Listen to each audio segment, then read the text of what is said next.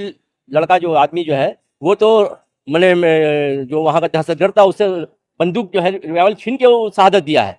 तो वहाँ पहलगाम में जो हुआ इससे हिंदू मुस्लिम से जोड़ के जो देश में जो नफरत की जो मैंने पैगाम देने की कोशिश की जा रही है उसकी हम सख्त लफ्जों में मजम्मत करते हैं। पहलगाम में इंसान मरा है, वो देश का वासी मरा है, वहां पे वो राजनीति करने के लिए कह रहे हैं हिंदू मरा है, एक मुसलमान मरा है। मैं कहता हूँ इंसान मरा है। और इससे बड़ी चीज ये है कि हमारे देश में जब कोई आतंकवादी हमला होता है तो आतंकवाद का कोई धर्म नहीं होता है। मौलाना मुनीर फाउंडेशन की जानिब से हम लोग भी दुख का इजहार कर रहे हैं और हुकूमत हिंद से हम भारत सरकार से अपील करते हैं, हम उससे डिमांड हमारा कि जो मुजरिम है उसको पकड़ा जाए और उसको कड़ा से कड़ा सजा, फांसी से भी ज्यादा कड़ा सजा उसको पकड़ा। मगर हुकूमत अपना जो है ऐप छुपाने के लिए, अपना जो असल जहां पर वो भूल हुआ है, उससे जहां चूक हुआ है उसको छुपाने के लिए तरह तरह के वो बात कर रही है। आप स्वागत है इंडिया न्यूज में। मैं नूर आलम। अभी फिलहाल मैं मौजूद हूँ कोलकाता के बिलगछी इलाके में। जिस तरह से देखा गया कि कश्मीर के पहलगाम में एक ऐसी घटना घटी जो कश्मीर से लेकर के सदन तक और पूरे हिंदुस्तान के सड़कों तक एक आहो पुकार गुजी। जिस तरह से 27 लोगों की जान चली गई और कुछ दहशतगर्दों ने जिस तरह से मजहब के नाम पर, धर्म के नाम पर जो खून का खेल खेला, उसकी पूरी हिंदुस्तान के लोग मजम्मत करते रहे। और इसका दृश्य देखने को मिला जो मौलाना मुनीर फाउंडेशन है, जो आज कोलकाता के बिलगछिया में आज एक कॉन्डोलेंस मीटिंग की। जैसे देख सकते हैं यहाँ पे मोमबत्ती लगी हुई है। आज तंजीम के द्वारा इस जो निंदनीय घटना है उसकी पूरी तौर से मजम्मत की गई और लोगों ने कहा कि जिस तरह से ये घटना हुई है ये इंसानियत को शर्मसार करने वाली घटना है। और जिस तरह से धर्म को नाम देख करके और मजहब को देख करके कत्ल किया गया है, ये उससे भी बड़ी बुरी हालात है जो नफरत फैलाने की कोशिश करते हैं। आइए हम लोग इस मौके में बात कर लेते हैं कि यहाँ पे मौजूद लोगों ने इस घटना को लेकर क्या कुछ कहा। टारगेट करके मारा गया मुसलमान को बचाने में शामिल हुआ है। जो आदिल लड़का जो आदमी जो है वो तो मैंने जो वहाँ का दहशतगर्द था उससे बंदूक जो है रिवाल्वर छीन के वो शहादत दिया है।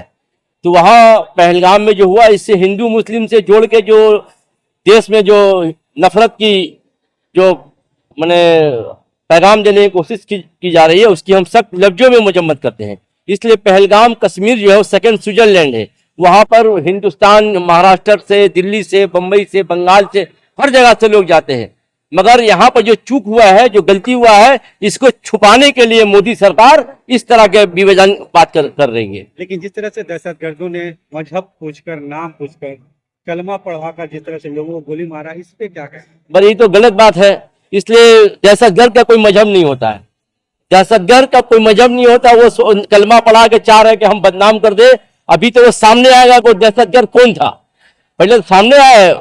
अभी तो तरह तरह की बातें मीडिया में सुनने में आ रही है, मगर असल मीडिया से खबर तो आप लोगों के पास आ रही है। अभी तक जब तक वो लोग नहीं पकड़ा है, वो कौन थे, कहां से आए हैं, ये तो सबसे अहम बात है। प्लस हुकूमत से कहां चूक हुई है। वहां पर चेक पोस्ट था, चेक पोस्ट नहीं था, चेक पोस्ट उठा लिया गया। बहुत सारी बातें हैं, उस पर जाना हम नहीं चाहते हैं। मुकम्मल तौर पर फेलियर नजर आ रही है। देखिए, इससे पहले भी पुलवामा का मामला हुआ था। अभी भी देश में बहुत सारे जबरदस्त तहरीक चल रही है, बहुत सारी बातें आ सकती है। मगर हुकूमत अपना जो है ऐप छुपाने के लिए, अपना जो असल जहां पर वो भूल हुआ है, उससे जहां चूक हुआ है उसको छुपाने के लिए तरह तरह के वो बात कर रही है। मगर ये गलत बात है। ये आपको मानने पड़ेगा कि जो शहादत हुई है उसके लिए हर हिंदुस्तानी जो है वो दुखी है, चाहे वो हिंदू हो, मुसलमान है। हम लोग भी मुसलमान हैं। आज ये हम लोग प्रोग्राम किए मौलाना मुनीर फाउंडेशन की जानिब से, हम लोग भी दुख का इजहार कर रहे हैं और हुकूमत हिंद से हम भारत सरकार से अपील करते हैं, हम उससे डिमांड हमारा कि जो मुजरिम है उसको पकड़ा जाए और उसको कड़ा से कड़ा सजा, फांसी से भी ज्यादा कड़ा सजा उसको पकड़ा। मगर पकड़ेगा कौन? इससे पहले भी तो पुलवामा में कोई नहीं पकड़ाया, मामला दबा हुआ है। तो बहुत सारी बातें हैं। मुल्क को हिंदू मुस्लिम विभाजन की तरफ ले जाया जा रहा है।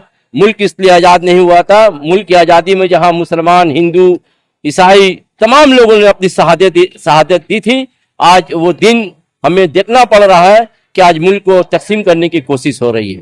बहरहाल हम लोग अल्लाह से दुआगो हो कि अल्लाह ताला हमारे देश को मजबूत करे। सारे जहां से अच्छा हिंदुस्तान हमारा, हम बुलबुले हैं इसकी गुलस्ता हमारा।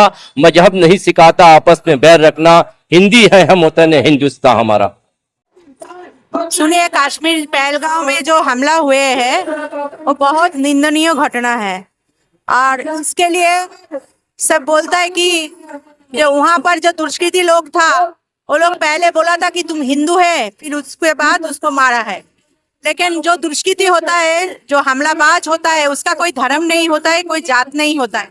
वो लोग जब धरती में आया है उस टाइम से ही वो लोग जो शैतानी है उसका अंदर में प्रकाश करता है। तो इसके लिए हिंदू मुस्लिम इसके लिए दायी नहीं है। देखिए आज हम लोग बेलगाछिया में उसका आत्मा का शांति के लिए हम लोग यहाँ पर सब एक इकट्ठा हुए हैं।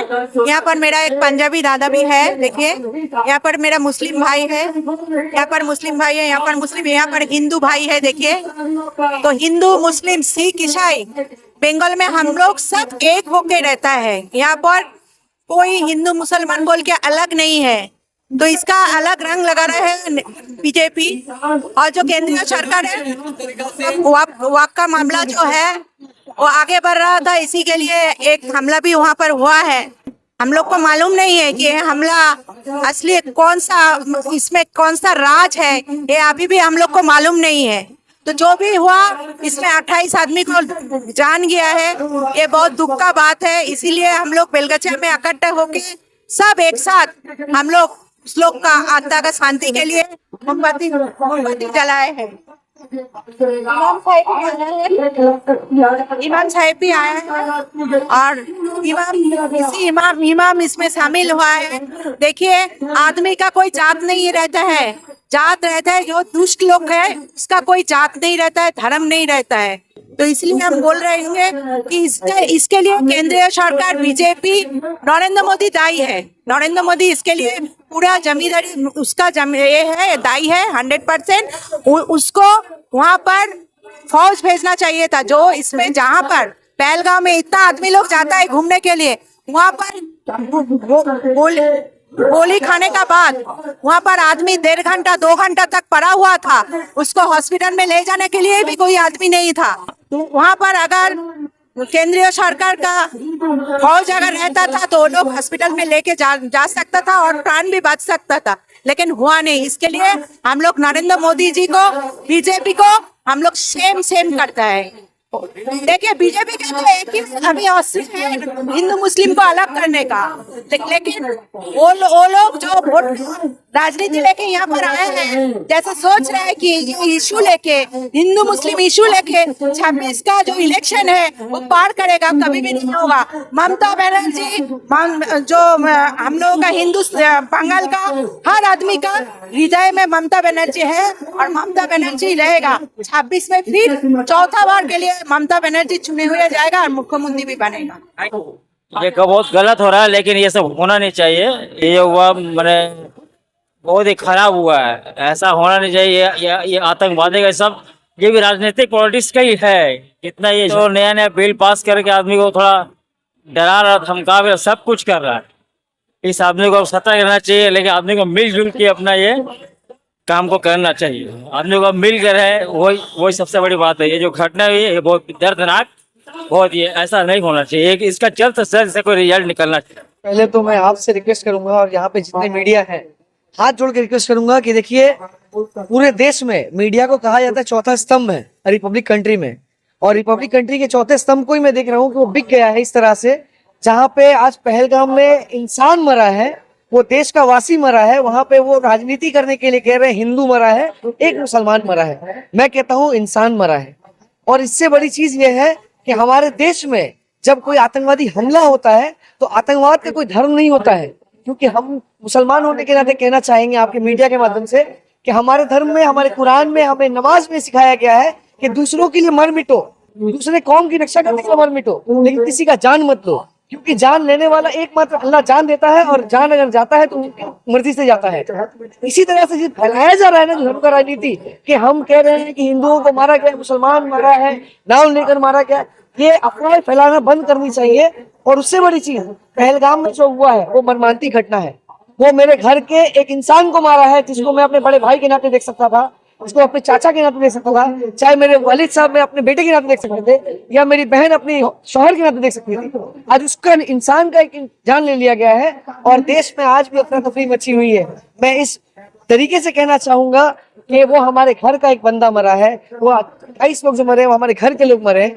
उनकी जान की अगर सौदेबाजी करनी है, केंद्र सरकार करना चाहती है, तो पहले वो जवाब दे मुझे कि इतने सारे सेना बल रहते हुए 370 आर्टिकल हटा दिया गया, वहां पे नोटबंदी कर दी गई, तो आज आतंकवादी गतिविधि कैसे हुई हमारे देश के अंदर? ये हमारे सवाल है केंद्र सरकार की जानिब पे।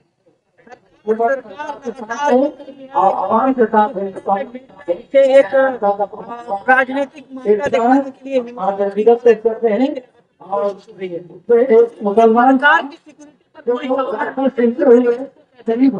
मैं वही तो कह रहा हूँ, Z+ सिक्योरिटी अभी तक नहीं हटी है, ना ही Z+ सिक्योरिटी हटी है अमित शाह जी की, ना ही तो मोदी जी की। लेकिन वहां पे पहलगाम ही नहीं, कश्मीर में करीबन इतने सारे सेना रहते हैं, और उस दिन जब अटैक हुआ, जब दोपहर के वक्त इतने सारे पर्यटक थे, लेकिन उनकी सुरक्षा के लिए एक सीमा बल, एक सुरक्षा तैनाती नहीं थी। क्यों? ये क्वेश्चन है हमारी। ये आवाम पूछना चाहती है कि वहां के सुरक्षा बल कहाँ गए। अगर आप अच्छे से घाटेंगे तो 30 मार्च को ऐलान किया गया था कि मोदी जी 17 तारीख को कश्मीर जाने वाले हैं। अचानक से उनका शेड्यूल चेंज हो गया, 17 तारीख को कश्मीर की उनकी रवाना जो है रद्द कर दी गई, और 22 तारीख को अटैक हुआ। मुझे ये लगता है कि पूरी साजिश है कि देश में हिंदू मुसलमान के बीच में एक दंगा लगाने का, ताकि ये दंगा अगर लगेगा तो वो अपनी राजनीति की रोटी सेक सकेंगे।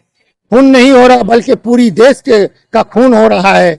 इसका तो इंसाफ होना चाहिए और जबरदस्त तरीके से होना चाहिए, ताकि हिंदुस्तान में दोबारा ऐसा कोई वाकया ना हो। इसके लिए हम हिंदुस्तान गवर्नमेंट से मुतालबा करते हैं कि जितना जल्द से जल्द अपना तमाम प्रोग्राम को खत्म करके इस प्रोग्राम पर काम किया जाए कि वो आतंकवाद कहाँ छुपा हुआ है, किस घाटी पे है, किसकी मदद से हुआ है, ये सारा वाकया अवाम के सामने आना चाहिए। इसलिए कि अवाम महफूज नहीं है, देश महफूज नहीं है, लहजा इसका जवाब चाहिए। हम भी जवाब चाहते हैं, इसलिए कि इस आतंकवादियों ने मुसलमान कौम को बदनाम किया है, जबकि इस्लाम ये नहीं सिखाता है किसी निहत्थे का खून करने के लिए, मगर ये बदनाम किया जाति के नाम पर, धर्म के नाम पर। लहजा इसका कड़ी निंदा करता हूं और इसका करारा जवाब देना चाहिए हिंदुस्तान को।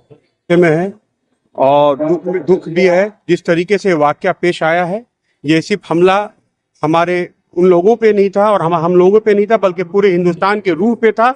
हमारी जो भाईचारगी है उस पे ये हमला था, और इसमें एक मजहब को लाया गया। हमारे वो दुश्मन है जिन्होंने मारा है, हम उन्हें दुश्मन मानते हैं और इनके लिए कोई जगह नहीं है इस मुल्क में। और मैं सरकार से गुजारिश करूंगा कि सख्त से सख्त सजा दे और उनको जहां भी वो ढूंढे, ताकि इंसाफ मिले उन लोगों को जिनके साथ जुल्म हुआ।